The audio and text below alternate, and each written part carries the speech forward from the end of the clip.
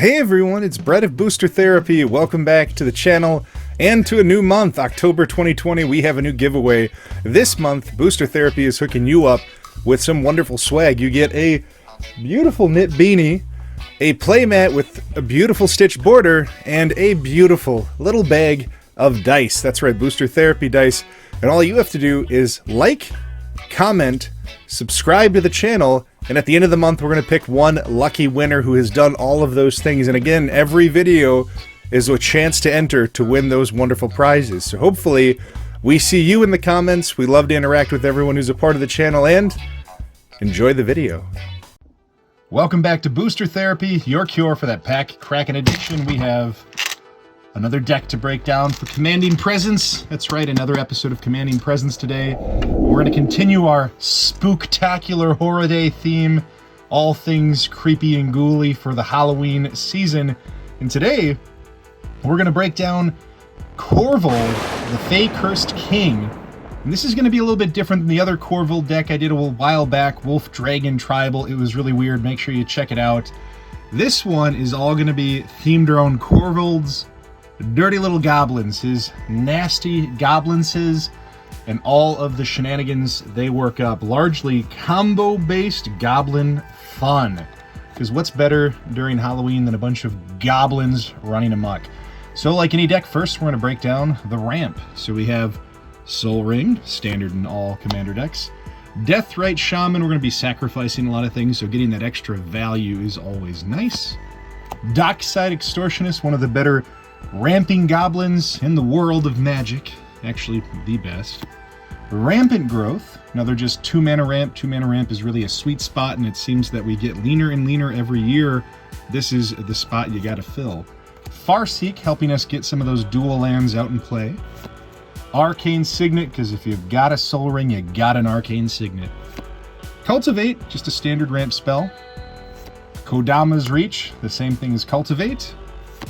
Spring Bloom Druid, Harrow on a stick. I love that this is another target that we can sacrifice and get extra value out of with some of our other spells in the deck, but also getting those lands, sacrificing one of them, which also triggers Korvold. And Mana Echoes. We are Goblin Tribal, and this card is sick with all the goblins we hopefully will amass, or at least can. Next, we're going to view some of the gods that are among this deck. Gods and Titans, they're just effective in Commander. I love playing them when I can, and Jund has some of my favorite. So the first one is Erebos, God of the Dead. I like that we can kind of get a slow greed out of this, but more importantly, it stops our opponents from gaining life. Perforos, we have so many goblins entering the battlefield. This is a great piece to just whittle down our opponents. Also works with some of our combos for infinite damage. Mogus, God of Slaughter. It's another way to whittle our opponents down at the beginning of each of their turns, or at least keep their creatures in check. Kroxa, Titan of Death's Hunger. I love getting this on the board. So much value as it hits each opponent. And Klothys, God of Destiny. Whether we're gaining life and doing damage to each opponent or making mana, it's just effective, especially for 3 mana. Next, we're going to talk about some of our card advantage in this deck, which is a little unique. Some of it's from the graveyard, some of it just straight out in play. But the first one is Muxus Goblin Grandee. Muxus being super good for any goblin-themed deck. You put this thing out there, you just get a lot of goblins in play, and that is our goal. Reanimate, because things are going to die, and we're going to have to sacrifice them, and Reanimate just gets them right back for us. Moldervine Reclamation, again, we are sacrificing a ton of creatures with a lot of different ways in this deck, whether it's Korvold or some of our other outlets. This is helping us to draw more cards, gain life. It's a great enchantment for this deck. Demonic Tutor, that perfect grab anything and make it happen. Skull Clamp, just a solid draw engine for this. We have a lot of goblin tokens, a lot of other things going on. Skull Clamp plays really well into all of that. Balaged Recovery. The thing that's best about this is it gets us any card back from our graveyard, but it also only has to take up a land slot, so we can run a little bit more lean on the lands we play because of this card. Imperial Recruiter, it gets us those perfect creature combo pieces with power 2 or less. Just a great way to tutor up the goblins we need. Goblin Matron, similar to the Imperial Recruiter, we get any goblin card for this, put it into our hand, and we can play it. So the Matron is just real good. Goblin Matron.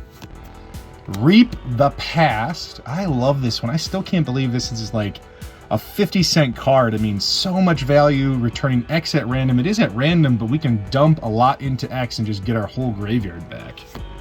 Diabolic Intent. It works off the sack mechanics in this deck, and again, it's like Demonic Tutor otherwise. We get anything we need to make it happen. Guardian Project. Tons of creatures entering the battlefield, and anytime it's a non-token different creature, which is a lot, we're going to draw a card. Victimize, another one where we can sack a creature and get 2 back for the price of 1. Again, just a really effective little card. Next, we're going to talk about some of our removal for this deck. We've got, of course, Assassin's Trophy, one of the best removal spells in Golgari. Dictate of Erebos, again, we're sacrificing our creatures, likely having a large amassed board state. This is just making our targets that much more fragile to our opponents. They're not going to target it as much. If they do, they're going to pay the price. Bedevil, getting to remove any creature, artifact, or planeswalker. Toxic Deluge, one of my favorite board wipes. It gets around anything that's indestructible. It's low cost. It's perfect. And the Munitions Expert, because one, I love the artwork on this card. Nice work, Jesper Icing, but also just an effective little flash removal spell for Goblin Tribal.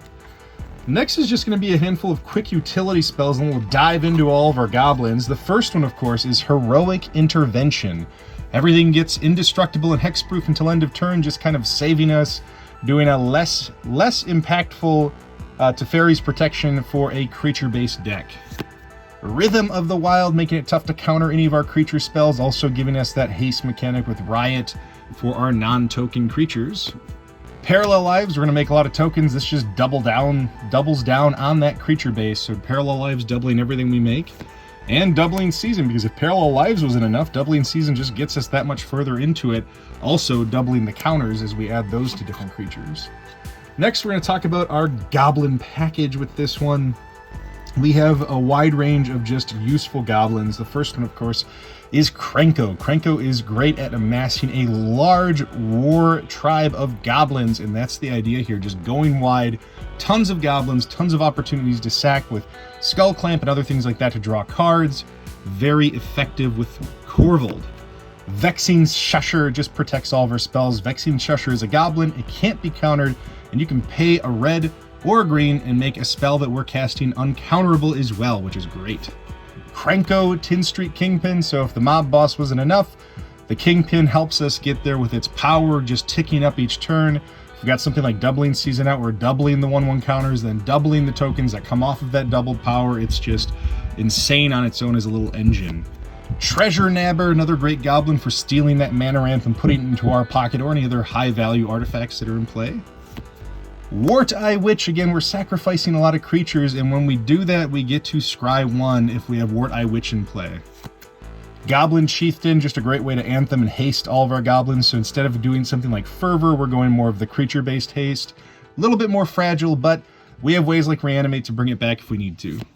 Legion War Boss, another one that just amasses a ton of goblins, and it also works well with Doubling Season while we mentor other little goblins.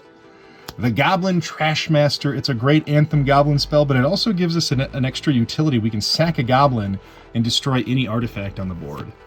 The Shattergang Brothers, another great Jund Goblin that lets us have a lot of different sack outlets for sacrificing a creature to make everyone sacrifice a creature, an artifact for artifacts, enchantments for enchantments, just giving us a lot of utility to answer a lot of problems. And of course, the Siege Gang Commander makes a bunch of tokens. We can sack those tokens and deal damage to anything we need to. Just a good suite of goblins. Next, we're going to talk about our infinite combos and how they work out with this deck, and that will be Korvold Goblins. So we have a lot of ways to go infinite on this, and all of them are largely goblin based, which makes this a ton of fun. It's a trick, it's not a treat unless you're the one playing it. Grum Gully the Generous is a place that we'll start, and if we don't have Grum Gully, we can have Mikaeus the Unhallowed. So the trick here is both of these give our creatures 1/1 counters, whether it's through Undying or through Grum Gully's just static ability.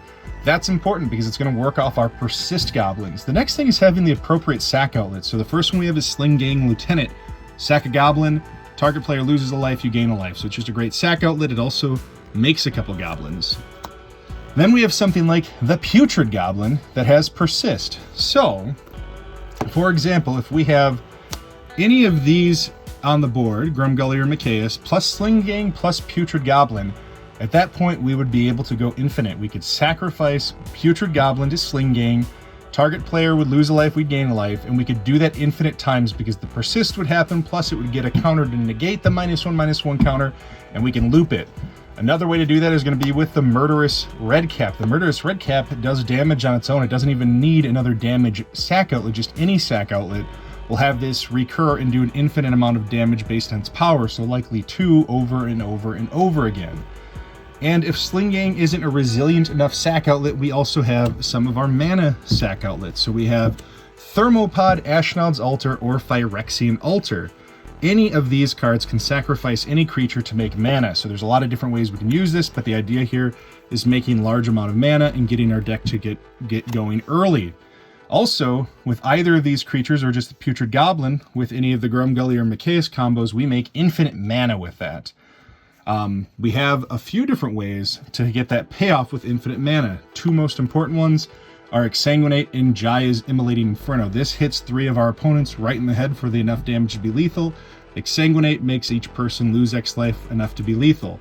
So that on the board with Putrid Goblin would give us infinite mana and then a payoff. If we can't get mana, or if we don't have the Sling Gang and we're looking to do damage, we have a few different outlets for damage. So we have either the Zulaport Cutthroat, the Blasting Station that sacrifices and untaps as a creature re-enters, or the Blood Artist. All of these with Putrid Goblin and Grumgully will do infinite damage or infinite loss of life. And if that wasn't enough, so if the infinite mana, infinite damage loop isn't the way we're going to win because people uncover our dirty little tricks too early, we've got one other way to do it. And it starts with a Conspicuous Snoop. So for 2 mana, this 2/2, as you play with the top card of your library revealed, you may cast Goblin spells from the top of your library, already enough value for a Goblin deck. But the last part of it says, as long as the top card of your library is a Goblin, Conspicuous Snoop has all activated abilities of that card. So the idea is we have Conspicuous Snoop on the board. We then cast one of these 2 cards, either the Goblin Recruiter or the Boggart Harbinger. Both of these stack a Goblin or any amount of Goblins in the Recruiter's case on the top of our library. The trick is we have one Goblin we want to put on top, and that is Kiki-Jiki Mirror Breaker. If Kiki-Jiki Mirror Breaker is our top card and Conspicuous Snoop is out on the battlefield, we can tap and make infinite Conspicuous Snoop tokens. And then we'll have an infinite base board that can start swinging in, doing damage, and sacrificing through all of our different outlets to make all of that mana or do all of the damage we need to do and have a ton of fun. And again, all of this just increasing the value that we get here because Korvold reads for 2, a black, a red, and a green, a 4/4 flying. When it enters the battlefield or attacks, sacrifice another permanent. Whenever you sack a permanent, put a 1/1 counter on Korvold and draw a card. So at a minimum, we're sacrificing infinite permanents with this, drawing infinite cards, or we're finding another way to build infinite tokens to go sack into one of our mana outlets and make infinite mana and get the payoffs we need. And that, ladies and gentlemen, is Korvold, the Fae-Cursed King. It's our Goblin Spooktacular event this month, so hopefully you're enjoying some of these themes. These decks are a ton of fun to play. They're some of my favorites. Hopefully you get to see the fun that I have with these.